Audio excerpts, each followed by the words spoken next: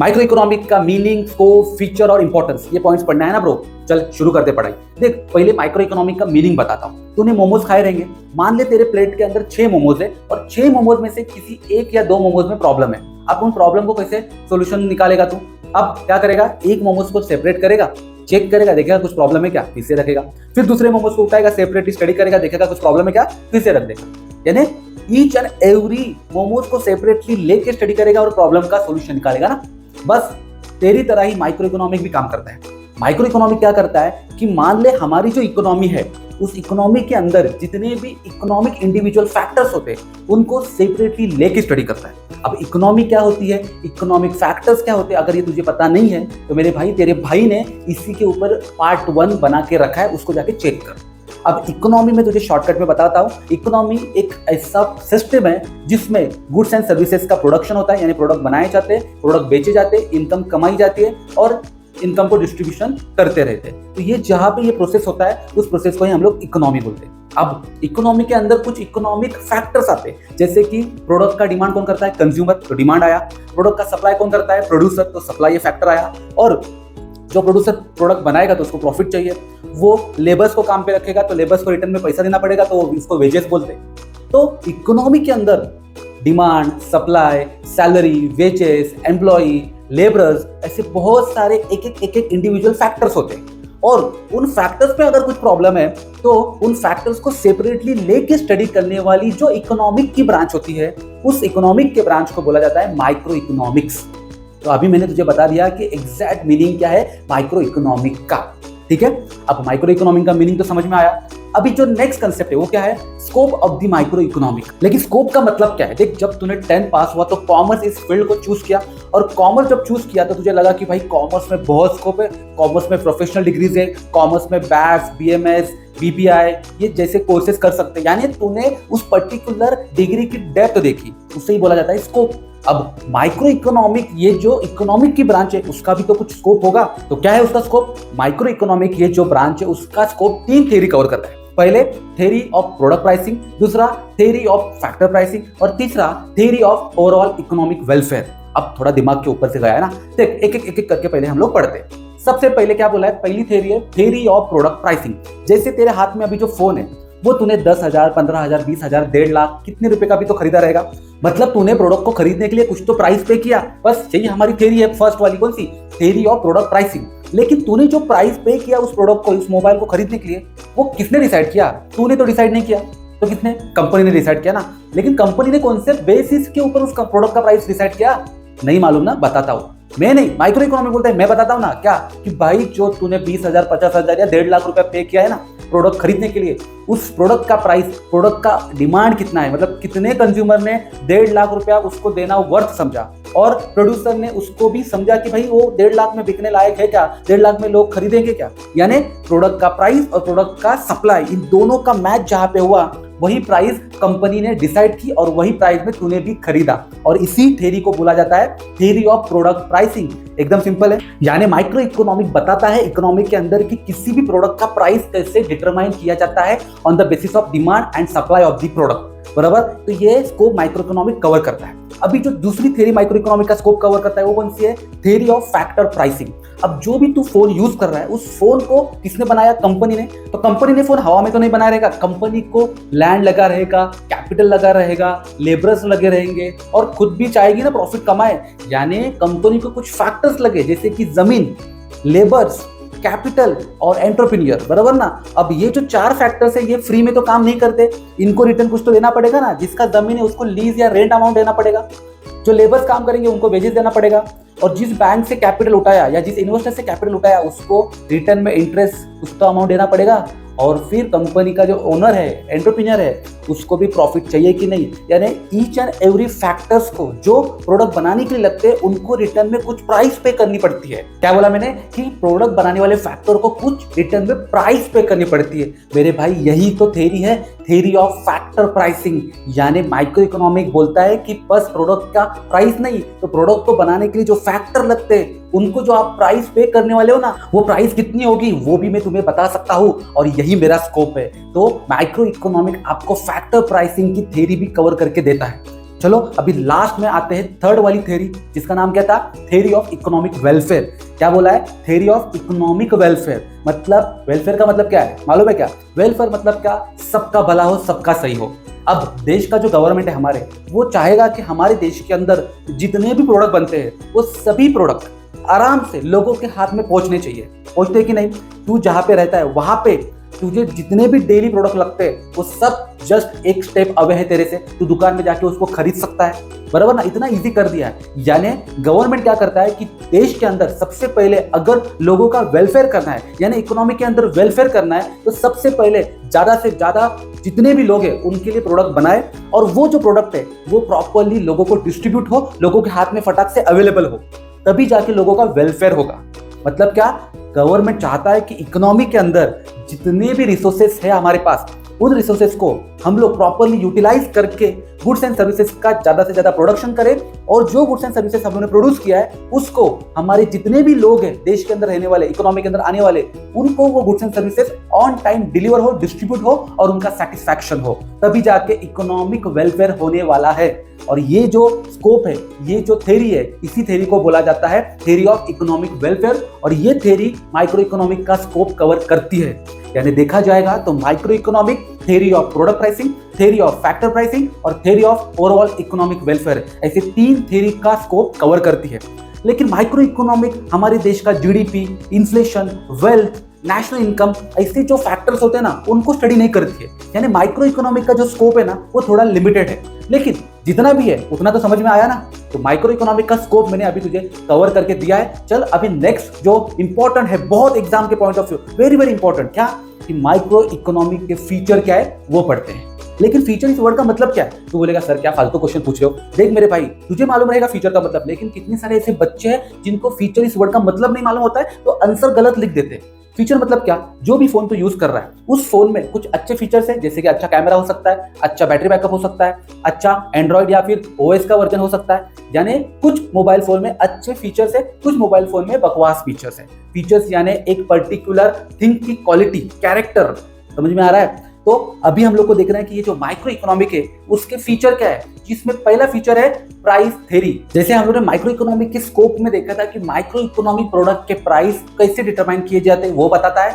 Micro economic product बनाने के लिए जो फैक्टर ऑफ प्राइसिंग होते हैं, जैसे कि लैंड, लेबर, कैपिटल, एंटरप्रेन्योर, उनको जो प्राइस पे की जाती है, रेंट, इंटरेस्ट, वेजेस और प्रॉफिट, ये जो प्राइसेस है उनको भी कैसे डिटरमाइन किया जाता है वो बताता है। यानी माइक्रो इकोनॉमिक का जो फर्स्ट फीचर है प्राइस थ्योरी, वो बराबर है ना कि माइक्रो इकोनॉमिक प्रोडक्ट के प्राइस को बताता है और प्रोडक्ट बनाने के लिए जो फैक्टर ऑफ प्रोडक्शन लगते हैं उनके प्राइसेस को भी बताता है। चलो अभी दूसरा फीचर पढ़ते हैं। दूसरा फीचर क्या है, एनालिसिस ऑफ मार्केट स्ट्रक्चर। देखिए जो माइक्रो इकोनॉमिक है ना, वो मार्केट स्ट्रक्चर की स्टडी करता है, ये उसका फीचर है।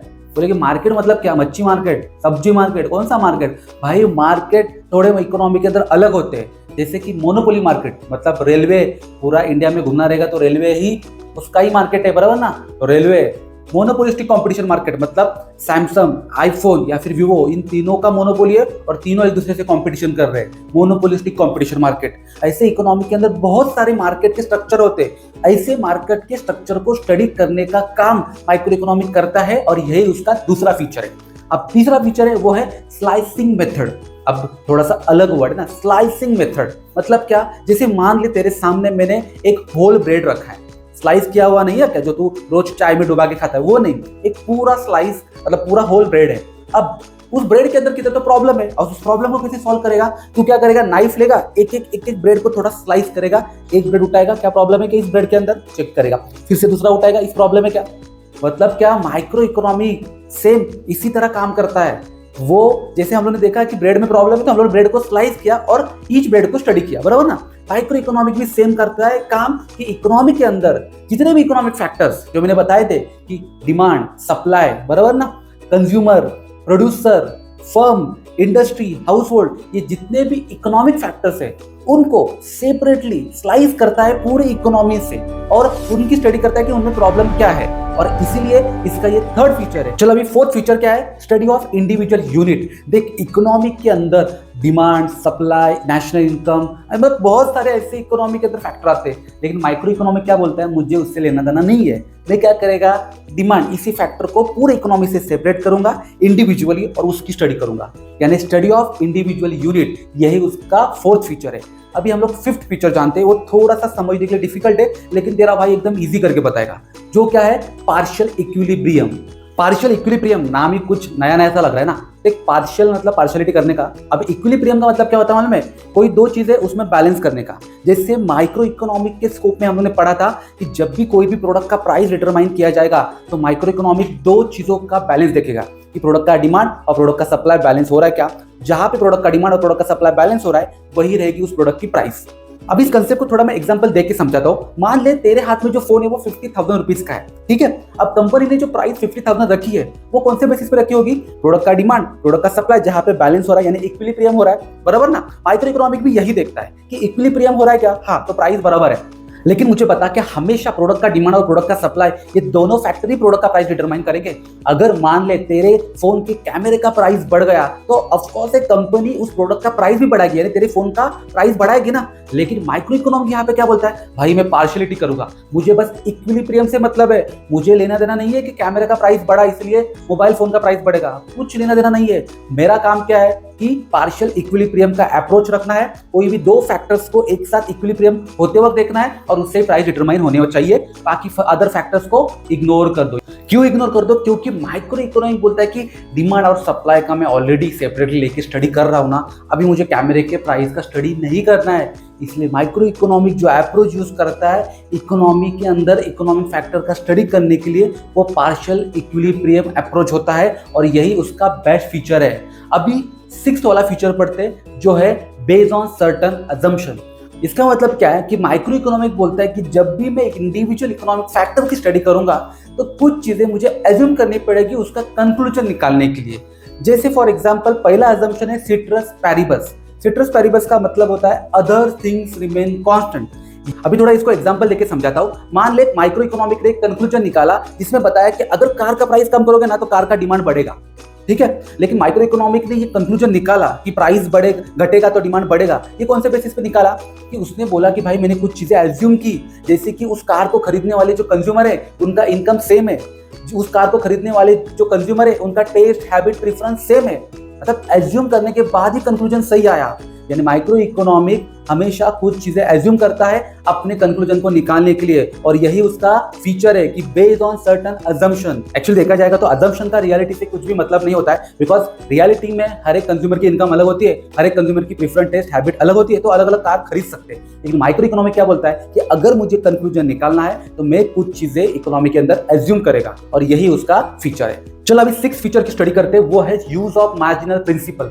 मार्जिनल प्रिंसिपल मतलब क्या है, मार्जिनल इस वर्ड का मतलब मालूम है क्या, मार्जिनल मतलब क्या, एक एडिशनल यूनिट। अब मान ले कि तेरे सामने 6 मोमोज थे, तूने एक मोमोज खाया, मान ले 10% पेट भरा, दूसरा मोमोज खाया 30% पेट भरा, तीसरा मोमोज खाया 60% पेट भरा, चौथा मोमोज खाया 80% पेट भरा, पांचवा मोमोज खाया 100% पेट भरा। ये जो each and every additional momos को खाने के बाद तुझे कुछ ना कुछ तो परसेंटेज में तेरा पेट भर रहा था ना, तो जो भाई तेरा पेट भर रहा था ना, उसी कंसेप्ट को बोला जाता है मार्जिनल यूटिलिटी। मतलब एक एडिशनल यूनिट कंज्यूम करने के बाद जो भी हम लोग को पावर मिलती है उस पावर को बोला जाता है मार्जिनल यूटिलिटी, ठीक है। यानी मार्जिनल यूटिलिटी ये एक ऐसा कंसेप्ट है जो बताता है कि एक एक्स्ट्रा यूनिट कंज्यूम करने के बाद आपको क्या फील होगा। यानी माइक्रो इकोनॉमिक कंज्यूमर का बिहेवियर बता सकता है मार्जिनल यूटिलिटी इस कंसेप्ट को समझकर। यानी माइक्रो इकोनॉमिक देखा जाएगा तो मार्जिनल प्रिंसिपल का ही यहाँ पे इस्तेमाल कर रहा है ना, तो इसका ही मतलब क्या हुआ कि माइक्रो इकोनॉमिक का ये फीचर है कि माइक्रो इकोनॉमिक जब भी इकोनॉमिक फैक्टर की स्टडी करेगा तो वो मार्जिनल प्रिंसिपल का यूज करेगा। चल ब्रो अभी हम लोग आठवां फीचर पढ़ते हैं। आठवां फीचर क्या है, स्कोप इज लिमिटेड। हम लोगों ने देखा था कि माइक्रो इकोनॉमिक का जो स्कोप है वो 3 थ्योरी कवर करता है, theory of product pricing, theory of factor pricing और थ्योरी ऑफ इकोनॉमिक वेलफेयर। इसके अलावा micro economic national income, inflation, GDP ऐसे बहुत सारे बड़े बड़े इकोनॉमिक फैक्टर की स्टडी नहीं करता है, बराबर ना। इसका मतलब माइक्रो इकोनॉमिक का स्कोप लिमिटेड है और यही इसका फीचर है। समझ में आया ब्रो? तो मैंने टोटल तुझे 8 फीचर एकदम डीपली और इजी वे में समझाए हैं। अगर तुझे ये वीडियो अच्छा लगा है, ये तुझे कंसेप्ट दिमाग में छप चुका है, तो तेरे दोस्तों को भी जाके शेयर कर, उनके दिमाग के अंदर भी कुछ तो जाएगा भाई, उसकी मदद कर। तेरे को कैसे अभी अच्छे से सब समझ में आया? ठीक है। अभी इसके अलावा अभी जो नेक्स्ट कंसेप्ट है वो क्या है हमारा, इंपॉर्टेंस ऑफ माइक्रो इकोनॉमिक्स। अभी हम लोग उसको पढ़ते हैं, जिसमें पहला इंपॉर्टेंट है प्राइस डिटर्मिनेशन, यानी माइक्रो इकोनॉमिक क्या करता है, प्रोडक्ट का प्राइस डिटरमाइन करने के लिए बहुत इंपॉर्टेंट है।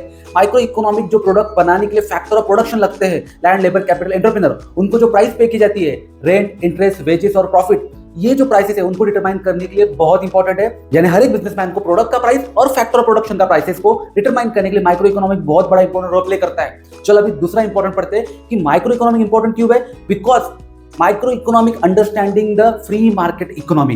अब फ्री मार्केट इकोनॉमी क्या होता है कि इकोनॉमी के अंदर जब तू कोई भी प्रोडक्ट बना रहा है तो कितना प्रोडक्ट बनाऊं, किसके लिए बनाऊं, कितने क्वांटिटीज में बनाऊं, कहां पर बनाऊं, कौन से मेथड का यूज करूं, ये सब डिसीजन हम बिजनेस पर्सन लेते हैं फ्री मार्केट इकोनॉमी के अंदर। गवर्नमेंट आके नहीं बोलता है कि भाई यही प्रोडक्ट बना, यानी गवर्नमेंट किसी को रोकती ही नहीं कि यही प्रोडक्ट मत बना, यही प्रोडक्ट बना, बराबर ना। तो मार्केट हमारा कैसा है, फ्री है, और ये मार्केट फ्री है ये बताने का काम हमें माइक्रो इकोनॉमिक करता है, और इसलिए वो इंपॉर्टेंट है।